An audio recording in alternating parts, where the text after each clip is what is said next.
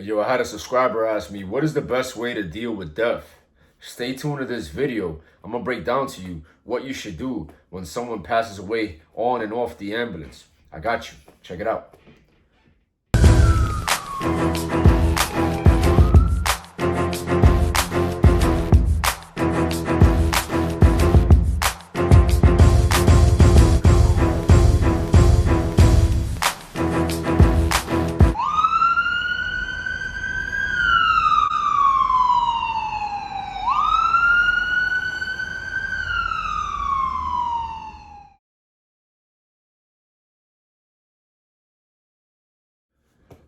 So imagine seeing death on the corner on your way to elementary school, and then becoming an EMT and seeing death in the nursing homes, and then becoming a paramedic in the South Bronx and seeing death via trauma and chronic diseases that have not been treated, and then going into medical school and seeing death in a third world country.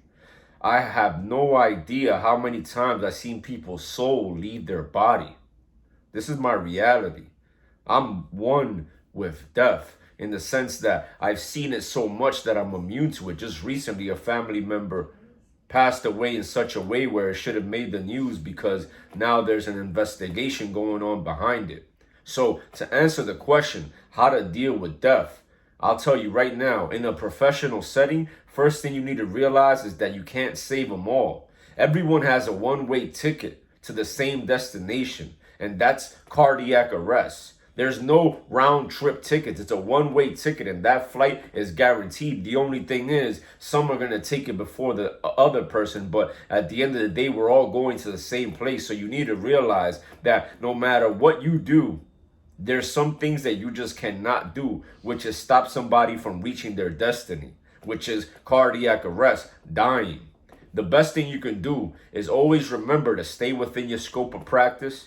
Cut no corners, do everything you can for them, because there's been times where I've been doing a cardiac arrest, the person's 90 something years old, and just when you think you should call to get orders to terminate CPR attempts, the person gets a pulse back and we take them to the hospital and they're still alive.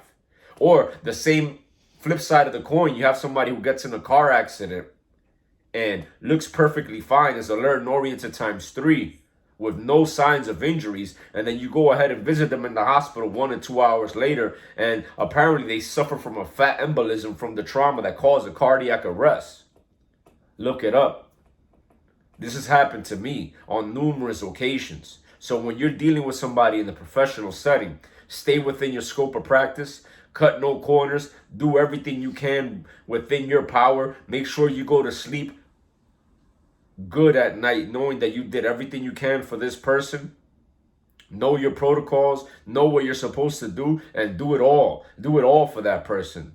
Do not show up to a cardiac arrest without your suction canister. Something as simple as that. Now, there's also instances where you're going to deal with death outside of the professional setting, and that one may be even more traumatic, with the exception of dealing with death in a pediatric patient.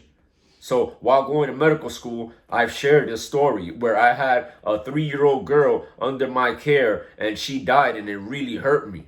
I've had pediatric patients die all the time, but nothing hurts more than having your brother kidnapped, prisoner of war that's killed in action. What do you think? These fucking tattoos are Chinese letters that I can't read? These shits are freaking from family members. These are memorials from losing people. And the best way to deal with death on and off work, especially off work with family members, is to make them proud. Step up, get up, and don't fall down anymore. And if you do fall down, get back up, dust off, and try again. Do it for them. Do it for yourself. Make yourself strong. Think about that relative, your grandma, your father, your mother, your cousin, your brother, anybody you could think of. Think about them and use them as emotional motivation to level yourself up, because you could go any way down the road after a death. You can use it as an excuse to become a fucking loser, or you could use it as an excuse or a reason to become a winner. 99 excuses versus one reason. Choose yours. So I say that to say this, my people. If you want to learn how to deal with death in the professional setting, just listen to what I just said. And most importantly, if you want to learn how to deal with death in a personal setting with life, is you have to find positive venting mechanisms. You have to find a way to make these people proud and make sure that you fulfill their promise, the promise that you made to them. And if you haven't made a promise to them, make it to them today and use it so you can keep yourself accountable. The best way to deal with death is by making them proud, using positive venting mechanism. And don't do what I did at the beginning, where I used to use it as an excuse to drink and smoke. Now I use it as a reason to go ahead and build myself up, knowing that I feel their presence and knowing that I know they're looking at me and I know that they're proud of everything I've become and I'm yet to be. I hope this helps. Peace.